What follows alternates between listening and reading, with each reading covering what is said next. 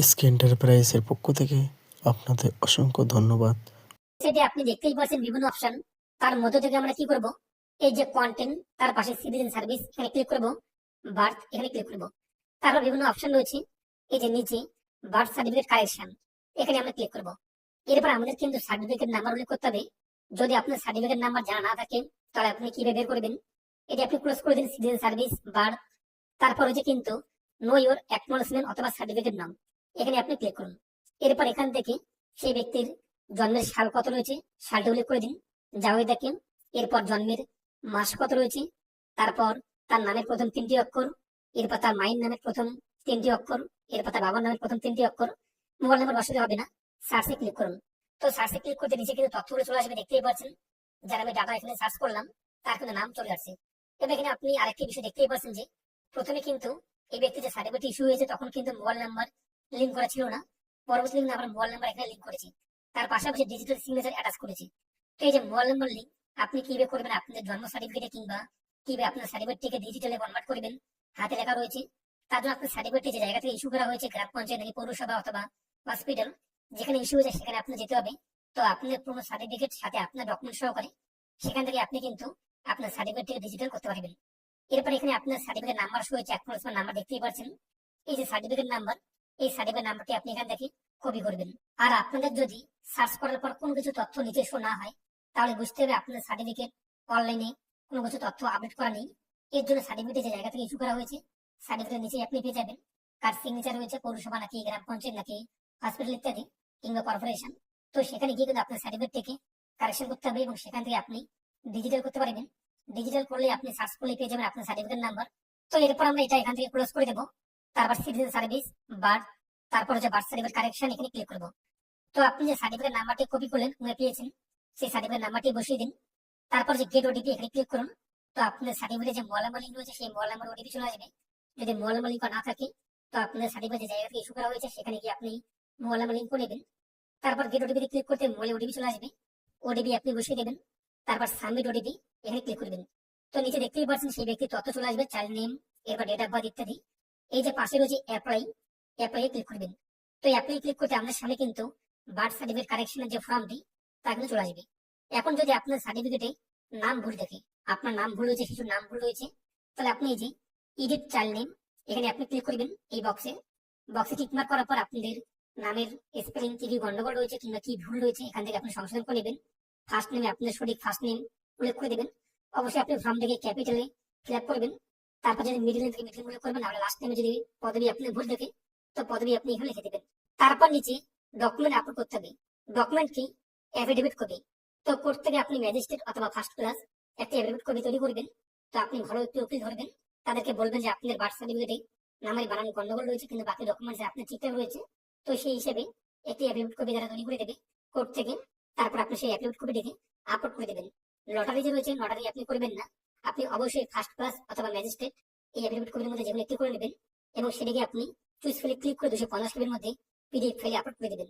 তারপর যদি জেন্ডার বলে থাকে আপনার বার্থ সার্টিফিকেটে লিঙ্গ মেল ফিমেল ইত্যাদি, তো আপনি এখানে কারেকশন করে নেবেন। তারপর হচ্ছে কিন্তু ডেট অফ বার্থ। তো ডেট অফ বার্থের ঘরটি আপনি দেখতেই পাচ্ছেন যে হালকা ব্ল্যাক রয়েছে, এটা আপনি কারেকশন করতে পারবেন না। যদিও এখান থেকে সিলেক্ট করলে আমাদের ডেট অফ বার্থ এখন চেঞ্জ হচ্ছে, কিন্তু এটা আপনার কারেকশন কিন্তু হবে না। তো ডেট অফ বার্থ আপনি কারেকশন করতে পারবেন, রেজিস্ট্রেশন ডেট, আপনাদের কোন ডেট সার্টিফিকেট ইস্যু করা হয়েছে তাই এখানে শো হচ্ছে ইত্যাদি বিষয়গুলো। তারপর নিচে রয়েছে address line, place of birth, জন্মের স্থান যদি আপনি ভুল দেখে তো এখানে আপনি অ্যাড্রেস লাইন ওয়ানে আপনাদের প্লেস অফ বার্থ, কোথায় আপনার জন্ম হয়েছে সেই জন্মের ঠিকানা আপনি সঠিক করতে পারবেন, কারেকশন করতে পারবেন। পিনকোড এটিও আপনি কারেকশন করতে পারবেন।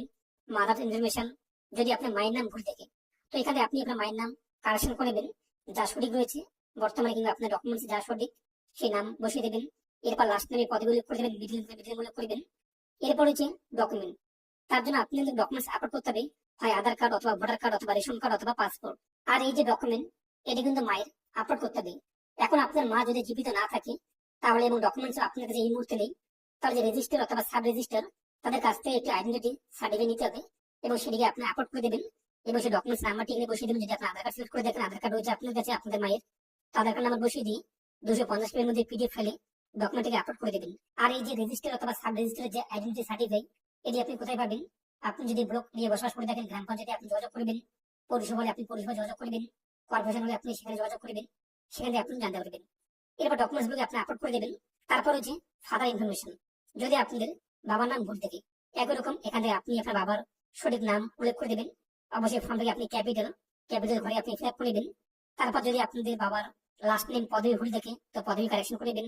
যদি মিডল নেম থাকে তো মিডল নেম উল্লেখ করে দেবেন। এরপর এখানে একই রকম বাবার একটি ডকুমেন্ট সিলেক্ট করবেন। ডকুমেন্টস না থাকলে রেজিস্টার অথবা সাব রেজিস্ট্রির কাছ থেকে একটি আইডেন্টি সার্টিফিকেট নিয়ে দেবেন এবং সেই ডকুমেন্টস নাম্বারটি বসিয়ে দেবেন এবং ডকুমেন্টসটিকে আপলোড করে দেবেন 250 কেবির মধ্যে। তারপর নিচে শিশুর জন্মের সময় মায়ের ঠিকানা বর্তমান ঠিকানা কি ছিল, যদি এই ঠিকানা কোনো কিছু ভুল থাকে তো আপনি কারেকশন করে দেবেন। আর যদি ঠিকঠাক থাকে তাহলে যা রয়েছে তাই আপনি লিখে দেবেন। এরপর একই রকম যে পার্মানেন্ট অ্যাড্রেস স্থায়ী ঠিকানা কি রয়েছে, যদি একই হয়ে থাকে এই বক্সে টিক মার্ক করবেন।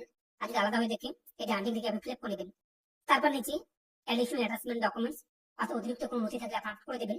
যদি আপনি ঠিকানা পরিবর্তন করতে চান, ঠিকানা পরিবর্তন করেছেন, তাহলে আপনি অবশ্যই কোর্ট থেকে আরো একটি অ্যাগ্রিমেন্ট কপি তৈরি করবেন যে আপনাদের বার্থ সার্টিফিকেটের যে ঠিকানা সেটি ভুল এবং বর্তমানে আপনাদের কাছে এই ঠিকানা এটাই আপনার সঠিক ঠিকানা ইত্যাদি।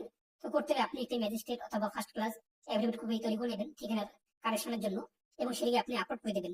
তারপরে যে সাবমিট ক্লিক করবেন। তো সাবমিট করতে আপনার আবেদন হয়ে যাবে। আপনি একটি কিন্তু অ্যাকনোলেজমেন্ট নাম্বার পেয়ে যাবেন রেজিস্ট্রেশন মোবাইল নাম্বারে। তো এরপর ব্যাগে চলে আসবেন। এরপর আপনি 1 সপ্তাহ কিংবা 10 দিন কিংবা 1 মাস অপেক্ষা করবেন। তারপর আপনি স্ট্যাটাস চেক করবেন। তো আপনাদের আবেদন অ্যাপ্রুভ হলো কিনা তা জানার জন্য citizen service birth track application এখানে ক্লিক করুন। এরপর আপনি আবেদন করার পর যে অ্যাপ্লিকেশন নাম্বার পেয়েছেন তা বসিয়ে দিন। এরপর শিশুর যারা আপনি বার্থ সার্টিফিকেট কারেকশন করেছেন সেই ব্যক্তির ডেট অফ বার্থ কত রয়েছে এখান থেকে দিন মাস এবং ইয়ার তা উল্লেখ করে দিন। তারপরে যে সাবমিট, এই সাবমিটে ক্লিক করুন। নিচে কিন্তু স্ট্যাটাস চলে আসবে যে পেন্ডিং নাকি রিজেক্ট নাকি অ্যাপ্রুভ ইত্যাদি বিষয়ে আপনি দেখতে পারবেন। আমাদের সার্টিফিকেট কিন্তু অ্যাপ্রুভ হয়েছে। যদি আপনাদের পেন্ডিং চলে আসে আপনি আরো কয়েকদিন পর স্ট্যাটাস চেক করবেন। অ্যাপ্রুভ হয়ে গেলে আপনি সার্টিফিকেট ডাউনলোড করতে পারবেন। তার জন্য এই যে ক্লোজ অথবা সাবমিট এই জায়গায় ক্লিক করুন। তারপরে citizen service birth download certificate এখানে ক্লিক করুন। তো এরপর আপনি আপনার অ্যাকনোলেজমেন্ট নাম্বার অথবা সার্টিফিকেট নাম্বার যেমন একটি বসিয়ে দিন। তারপরে যে সার্চে ক্লিক করুন। আপনাদের বার্থ সার্টিফিকেট যে মোবাইল নাম্বার লিঙ্ক রয়েছে সেই মোবাইল নাম্বারে ওটিপি চলে আসবে। ওটিপি আপনি এখানে উল্লেখ করে দিন। তারপরে যে সাবমিট, তো সাবমিটে আপনি ক্লিক করুন। তারপরে যে ডাউনলোড অপশন দেখতেই পাচ্ছেন, ডাউনলোডে ক্লিক করুন। আপনার সামনে আপনাদের কারেকশন বার্থ সার্টিফিকেট চলে আসবে। তারপরে এটিকে প্রিন্ট করে আপনি আপনার কাজে ব্যবহার করতে পারবেন। তো আপনাদের আবেদন যদি রিজেক্ট অর্থাৎ বাতিল হয়ে যায় তাহলে আপনি আপনার সার্টিফিকেটটি যে জায়গা থেকে ইস্যু করা হয়েছে সেখান থেকেই কারেকশন করে দেন, কারেকশন কিন্তু হয়ে যাবে। তো এই নিয়ে আপনার মতামত কমেন্টে পেশ করুন আর অবশ্যই ভিডিওটি প্রত্যেকে শেয়ার করে জানিয়ে দিন। কলকাতার হাইকোর্টের যদি বা কোনো কাস্টমারের কোর্ট অ্যাফিডেভিট লাগে তাহলে আমাদের সাথে কন্ট্যাক্ট করুন। আমরা হোম ডেলিভারি দিয়ে থাকি। থ্যাংক ইউ আমাদের পেজটিকে দেখার জন্য।